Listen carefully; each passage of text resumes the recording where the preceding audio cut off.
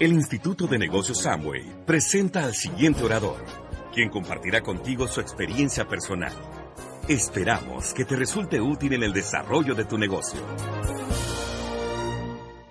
Hace algunos meses llegó a mis manos esta información escrita desde el Perú por su autor, Octavio Mávila Medina. Estas páginas tocaron mis más hondas fibras latinoamericanas y me llevaron una vez más a preguntarme la eterna duda sin respuesta. ¿Por qué en México, con tantos recursos naturales, no logramos superar el tercer mundo? ¿Por qué repetimos una y otra vez la misma historia y resultados en los sucesos económicos, deportivos y culturales? ¿Dónde está entonces la verdadera solución? Paradójicamente, la solución no se encuentra en el país ni en sus recursos naturales, mucho menos en nuestros políticos o en un equipo de fútbol. La solución se encuentra en usted y en mí. Esta cinta del Decálogo del Desarrollo es un esfuerzo por llevar persona a persona este mensaje de cambio y desarrollo para los empresarios Nutricel y México, con el objetivo de darle un sentido más preciso a la situación de nuestro país. He modificado solamente los datos que se referían al Perú por datos nuestros actualizados. Creo que el resultado ha sido verdaderamente impactante. Por su sencillez y por su profundidad, esta cinta del Decálogo del Desarrollo es una interesantísima obra que compartirá con usted algunos principios de gran sabiduría y prosperidad, la cual su familia, amigos y compañeros de trabajo disfrutarán plenamente. Estos principios le permitirán reflexionar sobre el gran papel que usted desempeña como jugador de este gran equipo que es México. Es importante señalar que Nutricel distribuirá esta cinta a través de los empresarios independientes a cientos o tal vez miles de personas. Imagínese si poco a poco miles de mexicanos piensan como usted y deciden unirse a esta nueva mentalidad. ¿No cree que juntos podríamos marcar la diferencia? Creo y espero firmemente que sí.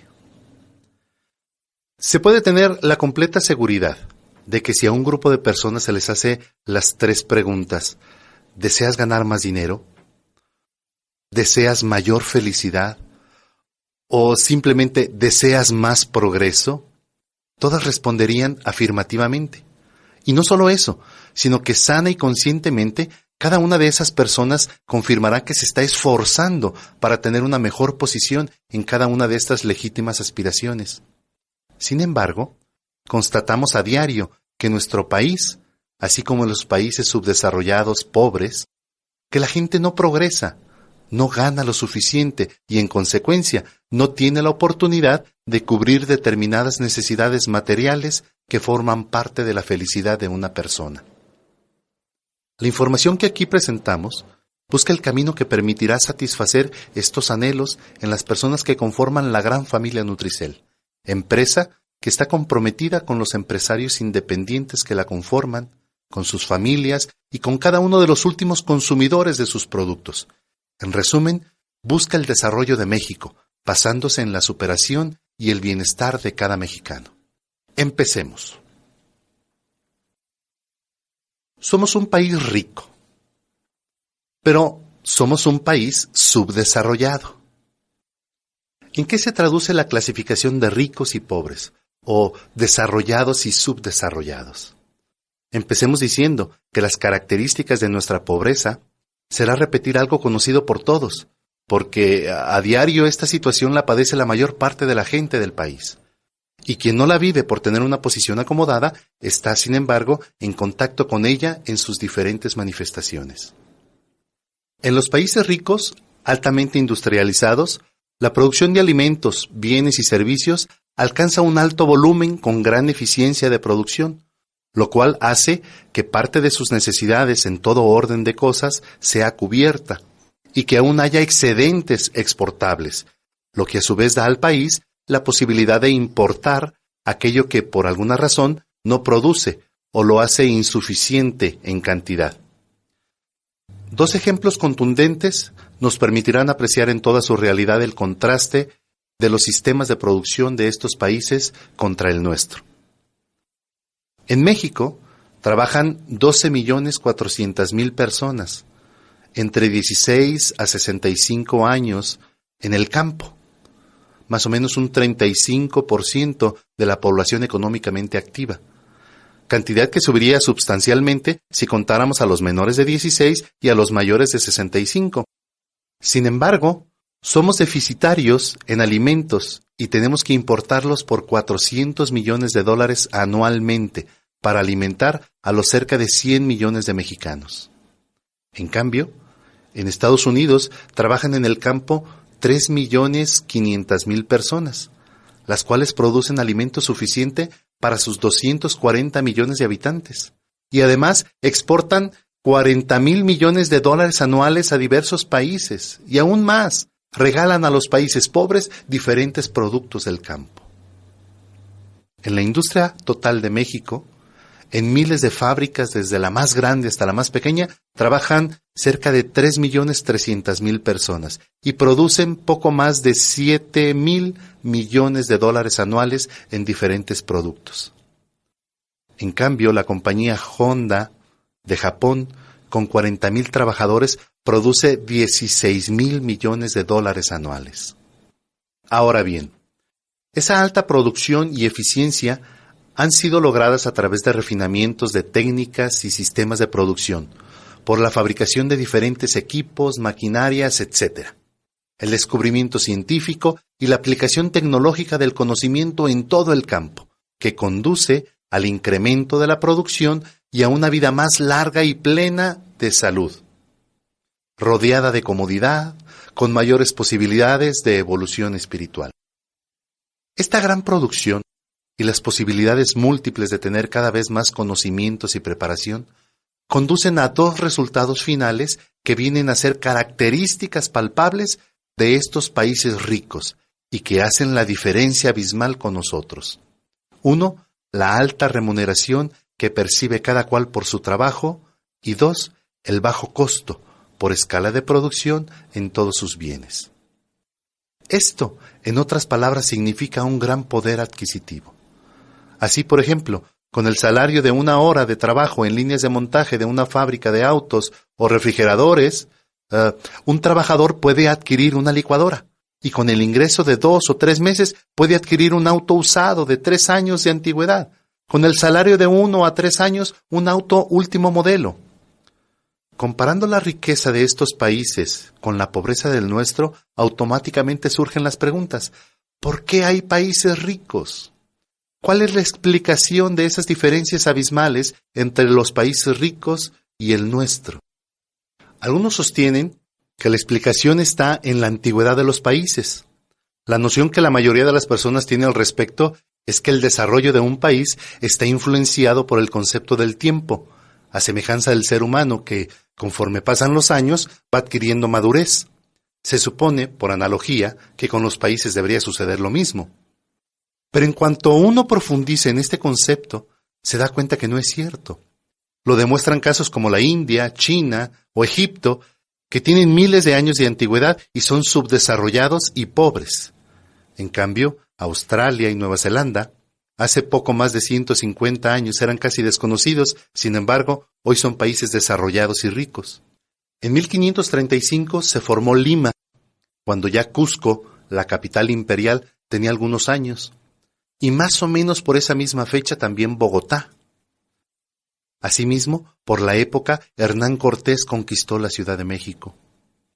En 1551 se fundó la Universidad de San Marcos, la primera en América Española, y al año siguiente la Universidad de México.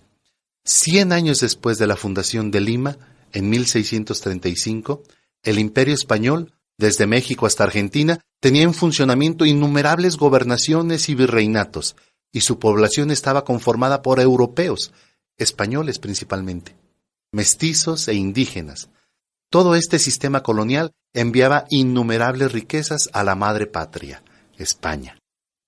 Mientras tanto, las tierras de lo que es actualmente Estados Unidos y Canadá estaban prácticamente despobladas. Vivían en ellas casi exclusivamente pieles rojas, en cantidad relativamente pequeña respecto del tamaño de estos territorios.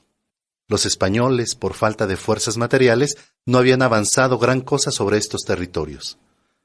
El primer censo que registraba Estados Unidos en su formación, cuando apenas podían subsistir los primeros pobladores en Virginia y Boston, indicaban una población total de blancos de 4.600 personas, provenientes en su mayoría de parte de Inglaterra, cuando en la Nueva España la población lo superaba en más de 250 veces. ¿Cómo ha sido posible entonces, siendo prácticamente nada Estados Unidos en ese año junto al Imperio Español, que haya podido desarrollarse en tal forma que hoy en día es la primera potencia económica del mundo? El desarrollo de Canadá, a la fecha con 26 millones de habitantes, fue posterior al de Estados Unidos y, sin embargo, hoy, Canadá es uno de los 7 países más ricos del mundo. La antigüedad de los pueblos no explica la razón de su desarrollo. Otra forma de explicar la diferencia de países ricos y países pobres es que si bien en México, por ejemplo, tiene grandes riquezas minerales, madereras, marinas, etc., su mínima exportación por la geografía del país ha impedido su aprovechamiento en gran escala.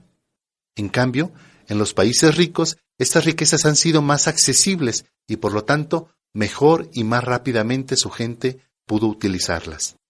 Nueva equivocación. Si tomamos como ejemplo Japón, vemos que su territorio es la 1/5 parte de México, y el 80% del mismo es montañoso y, por lo tanto, inadecuado para la agricultura. Japón apenas posee minerales y no tiene petróleo.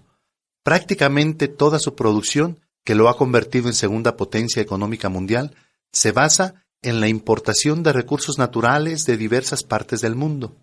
Japón es como una inmensa fábrica flotante, de la que salen miles de barcos a todo el mundo con los productos que en ésta se producen. Por ejemplo, Suiza, que no tiene una sola gota de océano y sin embargo posee una de las flotas marítimas más grandes del mundo. En comparación, Argentina tiene tierras tan ricas que prácticamente se puede decir que la agricultura y la ganadería se desarrollan solas. Sin embargo, es un país subdesarrollado. Por consiguiente, esta segunda hipótesis tampoco es verdadera. Si no es la antigüedad, ni tampoco el territorio del país, ¿qué es lo que hace que unos sean ricos y otros pobres? No queda más que una tercera y aparentemente única explicación, ya derrotista de por sí. Los japoneses, los europeos y los norteamericanos son más inteligentes que la gente de los países pobres, entre ellos nosotros, y por eso han podido alcanzar su desarrollo actual. Eso tampoco es cierto. Lo prueban innumerables estudiantes de países pobres que ingresan a universidades de países ricos y destacan como alumnos de primera clase. Lo prueban la inmensa cantidad de profesionales que en busca de mejores condiciones económicas emigran de los países pobres hacia los países ricos y alcanzan posiciones de igual o más categoría que sus colegas de otros países. Lo prueban los visitantes de los países ricos a nuestro país, como es el caso de ejecutivos de mandos intermedios o altos empresarios, entre otros, con los cuales uno conversa y discute y llega uno a la conclusión de que no tienen ventaja en cuanto a inteligencia y cultura sobre nuestro mismo nivel. Pero sostengo la interrogación, ¿por qué ellos son desarrollados y ricos y nosotros somos subdesarrollados y pobres? Las impresiones generales que le quedan grabadas en la memoria a una persona de un país pobre, de México por ejemplo, que por primera vez llega a un país rico y desarrollado, nos va centrando en el meollo del asunto, acerca del origen de la riqueza y pobreza de los países. Este viajero, como es costumbre al regresar a nuestro país, reúne a sus familiares, a sus vecinos y amigos para contarles sus experiencias. El primer impacto que sufrió, les relata, fue al apreciar la tecnología de la cual solo conocía por periódicos, revistas y películas. Ahora estaba en contacto con ella y ésta se manifestaba en las autopistas repletas de automóviles modernos, las ciudades con inmensos rascacielos, en los sistemas de señalización funcionando perfectamente, en los trenes que se desplazan a más de 200 kilómetros por hora, pero su admiración llegó al límite de la estupefacción cuando tuvo la oportunidad de visitar una fábrica y ver cómo los robots mezclados con los hombres producían automóviles en un chorro continuo. En fin, vio con sus propios ojos todo lo que había leído y otras muchas cosas más. Todo lo cuenta con lujo de detalles a los asistentes a la reunión, agregando que el segundo motivo de su admiración fue el comportamiento de las personas, completamente diferente al nuestro. Tienen una serie de actitudes positivas que le impactaron y que no son comunes ni en él ni en la gente que conoce nuestro país. En el orden que se refleja en todo lugar, desde el momento de su desembarco en el aeropuerto, cuando viajaba al hotel, le admiró la gran cantidad de automóviles relucientes circulando en orden perfecto. Cuando recorrió la primera ciudad que visitó, encontró también un orden increíble en la forma de estacionarse de los automóviles y, por supuesto, el orden apareció en todo lo relativo a la documentación, a los archivos en las oficinas que necesitó visitar para algún trámite. Le evitó pérdida de tiempo. Todo esto denota una actitud muy importante, el orden. Otro punto que le impactó de inmediato fue la limpieza de las calles, los hoteles, en los baños de los restaurantes, en el vestir de las personas. En los taxis, los ómnibus, los trenes, todo está reluciente y limpio. Sin duda, otra actitud resaltante de esa gente es la limpieza. En la primera excursión que hizo, combinando el uso del ferrocarril y el ómnibus, quedó sorprendido nuestro viajero de la exactitud matemática de los horarios de salida y de llegada. Y por supuesto, en los vuelos que hizo de una ciudad a otra, le admiró lo mismo. Todo comienza a la hora indicada, las citas se cumplen a la hora señalada, los espectáculos empiezan exactamente a la hora programada. Esta es una actitud de puntualidad matemática. No hay nada de puntualidad mexicana. Por otro lado, la responsabilidad de la gente en sus trabajos, en contraste de lo que él conoce en nuestro México. Le permitió ir comprendiendo la crónica que había leído del Japón en una oportunidad hace ya algunos años. La noticia informaba que en una selva de Malasia, unos ingenieros que trazaban un camino encontraron un grupo de soldados pertenecientes al ejército japonés de la Segunda Guerra Mundial, quienes habían recibido su encargo de sus superiores de cuidar determinadas posiciones en esa selva. Posteriormente, debido a la derrota de Japón por los norteamericanos, nadie les comunicó que había terminado su misión, y ellos, por la responsabilidad característica de su raza, se habían quedado en ese lugar más de 20 años, esperando una orden, que nunca llegó. La responsabilidad es una de las actitudes más destacadas en la gente de los países desarrollados. Otra actitud sobresaliente es el deseo de superación que en estos países está presente en la mayoría de las personas, traduciéndose en que la mayoría está tratando siempre de aprender algo más, de perfeccionarse en su posición, de escalar altas posiciones en su organización. El panorama normal en los trenes, ómnibus y aviones es de gente leyendo libros y revistas, tratando de superarse en todos los sentidos. Los periódicos están inundados de avisos ofreciendo toda clase de cursos de superación personal y recursos para el trabajo, en el marco de una educación permanente. Sin duda, esta actitud de deseo de superación es notoria en esos países. Y acostumbrado nuestro viajero en nuestro país a los engaños y a los robos, no podía creer lo que vio cuando caminando por Tokio, a medianoche, encontró bicicletas y motocicletas dejadas sin ninguna seguridad, incluso algunas con paquetes. Según se informó después, no corría ningún peligro. Pero su asombro no tuvo límite cuando olvidó en un sillón del vestíbulo de su hotel en Osaka la cámara fotográfica. Cuando se dio cuenta del olvido, ya habían pasado algunas horas y sin ninguna esperanza se acercó a la administración del hotel para averiguar por ella. Pues ahí estaba. ¡Qué maravillosa actitud de honradez en estos pueblos! Refiriéndose a otro punto, nuestro viajero le comenta a sus invitados que siente una especial desesperación contra la falta de respeto al derecho de los demás, que normalmente le exhiben en todo grado en diferentes campos en nuestro país. En contraste, le impresionó de inmediato el respeto a las personas que llegan primero para comprar algo en un sitio congestionado o que ingresan a un espectáculo, ya que en estos casos, automáticamente y sin ningún vigilante, la gente se alinea por orden de llegada, respetando sin fallar el turno. Igualmente en las leyes, en los procedimientos policiales y judiciales, se respeta a fondo el derecho de cada quien. Esta es otra particularidad muy marcada en el actuar de la gente de estos países que se aprecia de inmediato cuando uno los visita, el respeto al derecho de los demás. En Alemania, nuestro viajero, saliendo de un club nocturno, conjuntamente con un acompañante del lugar, abordó un taxi a eso de la 1 de la madrugada.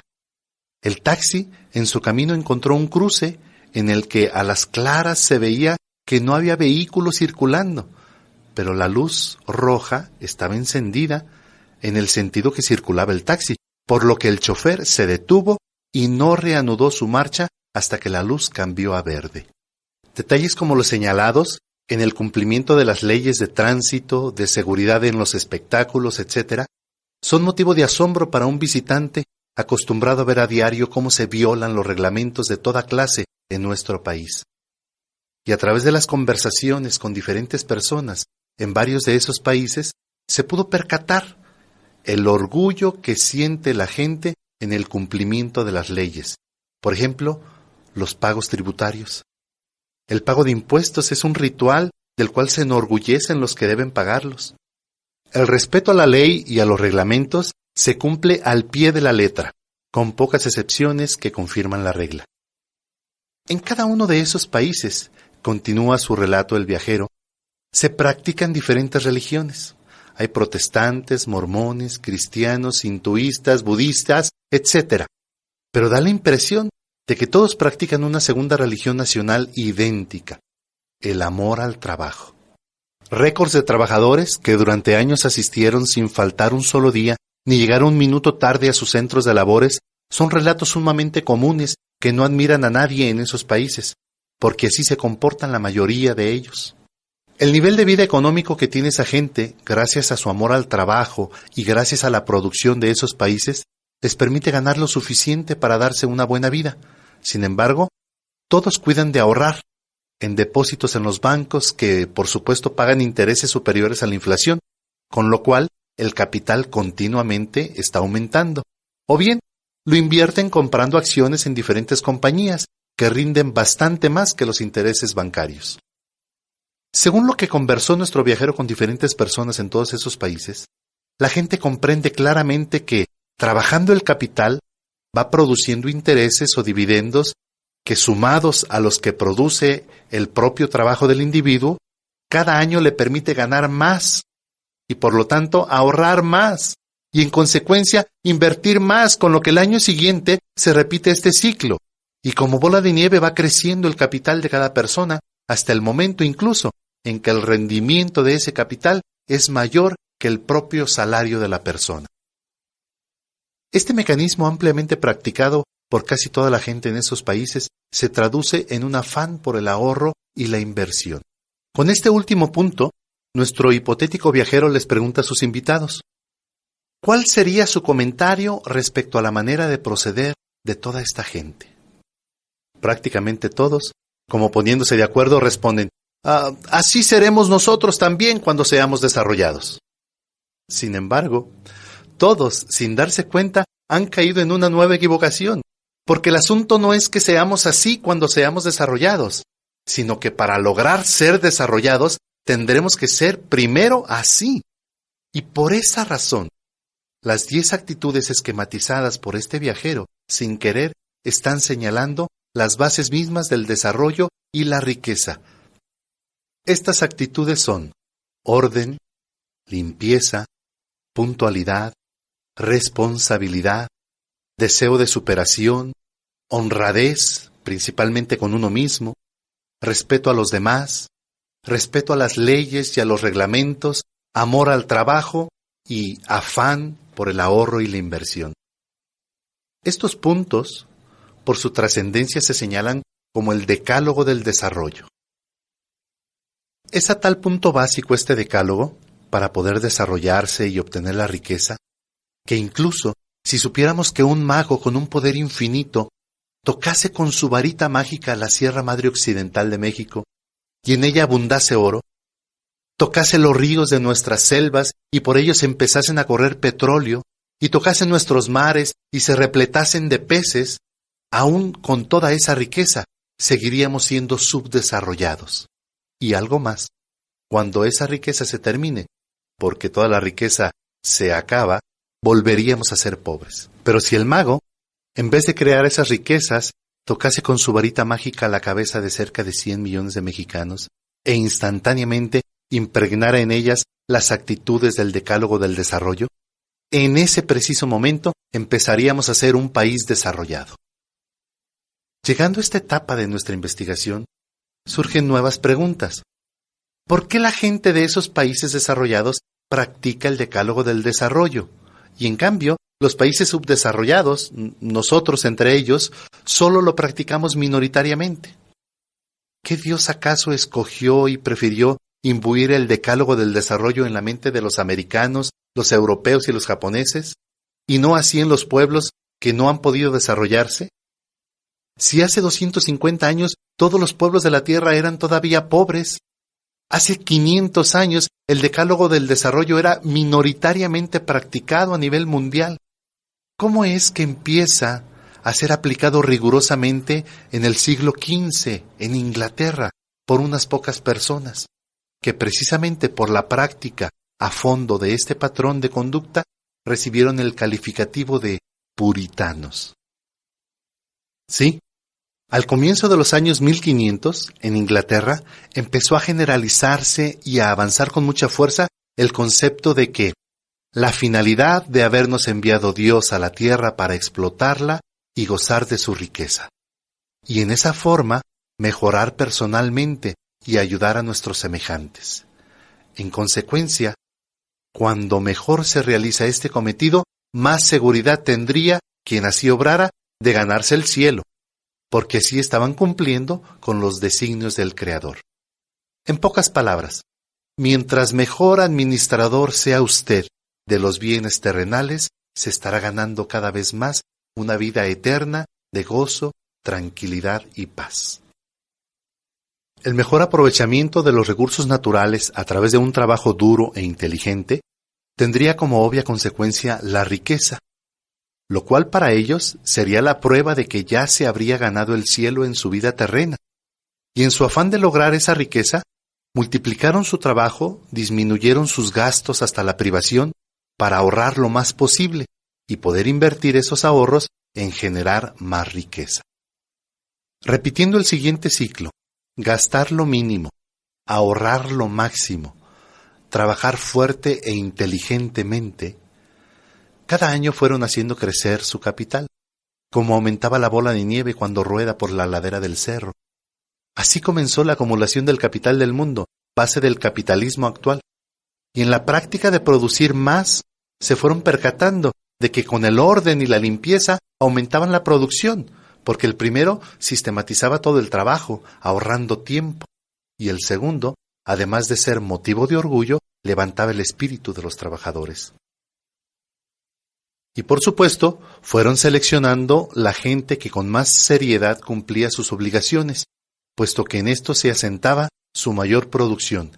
Es decir, el concepto de responsabilidad fue básico para desarrollar fuertemente la empresa y la sociedad. Como aumentaba su sabiduría, iban perfeccionándose en todo sentido, podían producir más, y con ello surgió con fuerza el deseo de superación. Cuanto más honradamente se trabajaba, la imagen del empresario y del trabajador se agigantaba en general, particularmente ante quienes podían otorgar créditos que permitieran el aumento del capital de trabajo, lo que a su vez iba a mejorar la producción. Por consiguiente, la honradez también fue un factor que empezó a tener un peso enorme. Asimismo, el respeto de los derechos de los demás tuvo que forzosamente nacer para poder trabajar con máxima armonía y producir más. Y también se percataron que el respeto a las leyes y los reglamentos era la mejor forma de trabajar ordenadamente y obtener buenos resultados en su carrera por la riqueza. La gente moldeada en este crisol creó sin saberlo el Decálogo del Desarrollo, que los llevó a tal superación como personas que, con propiedad, se les bautizó con el nombre de puritanos. Estos puritanos, en efecto, fueron los que llevaron al territorio de lo que es hoy Estados Unidos a comienzos de 1600, y continuaron haciéndolo posteriormente en grandes cantidades. Gracias a su ética de comportamiento, basada en el Decálogo del Desarrollo, en 300 años lograron construir el país más poderoso de la tierra. En este frenesí por continuar la obra creadora de Dios mediante el trabajo, se dedicaron con ahínco a la producción de bienes y servicios. Por esos años, la necesidad de producir más era frenada por la falta de mayor fuerza de los animales, que eran la única fuente de energía en esos tiempos. En la búsqueda de alternativas de solución a este problema, se empeñaron en trabajar diferentes ingenieros e inventores, y como producto de este esfuerzo, aparece la máquina de vapor alrededor de 1750, que rápidamente empieza a sustituir de manera mucho más eficiente a los músculos del hombre y a la fuerza de los animales en la producción.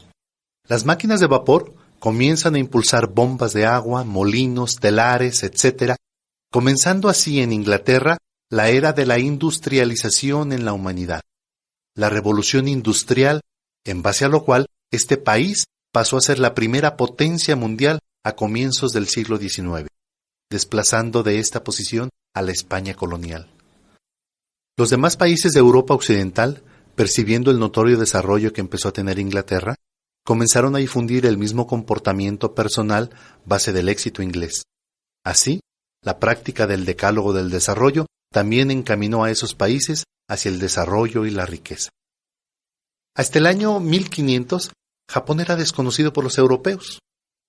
El célebre viajero Marco Polo, habiendo vivido en China a finales del siglo XIII, relató las aventuras tenidas en ese país misterioso denominado Zipango, cuando le habían contado que tenía mujeres de cutis de nácar, grandes maravillas y formidables guerreros. Recién a mediados de los años 1500, Europa Central entra en contacto con el Japón.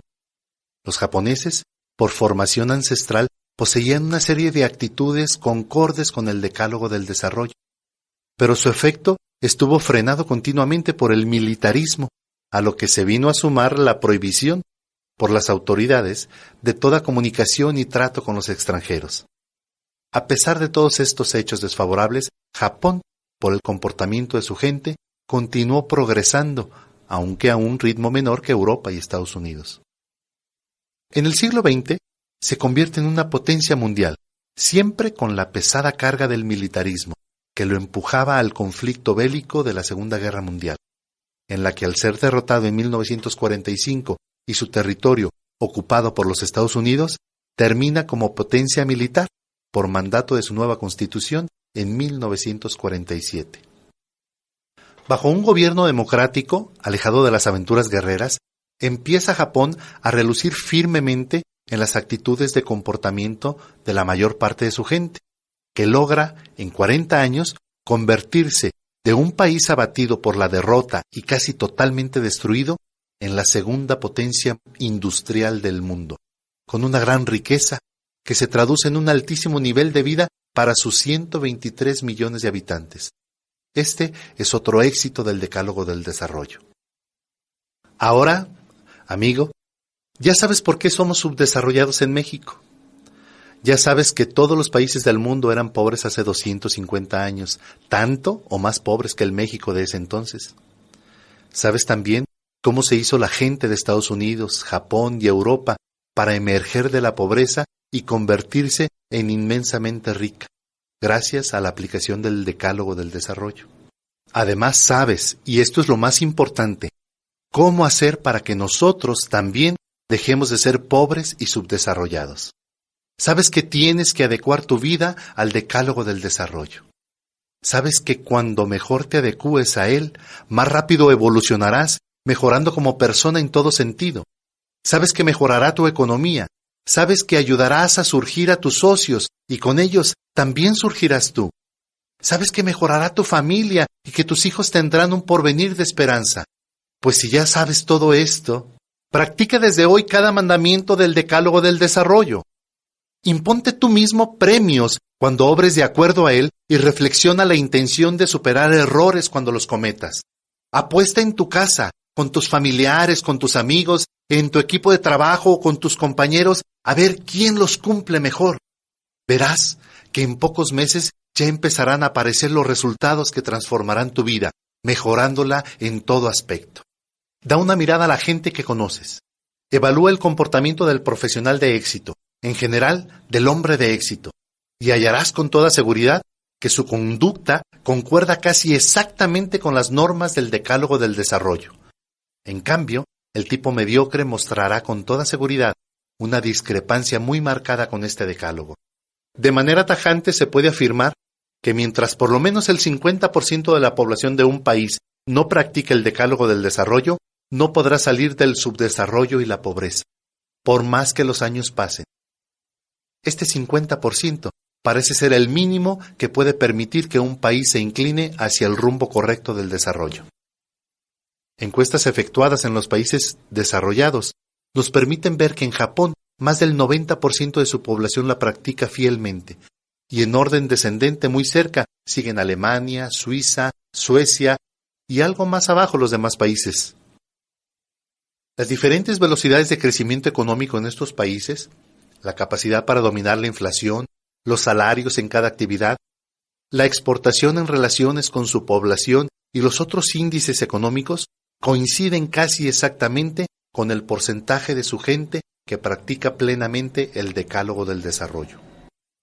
En los países subdesarrollados, el porcentaje cae para situarse entre el 25 y el 1%. En México, se puede estimar en algo no mayor al 12%. No hay otro método o camino para salir del subdesarrollo y la pobreza que cambiar las actitudes mentales de cuando menos el 50% de los mexicanos.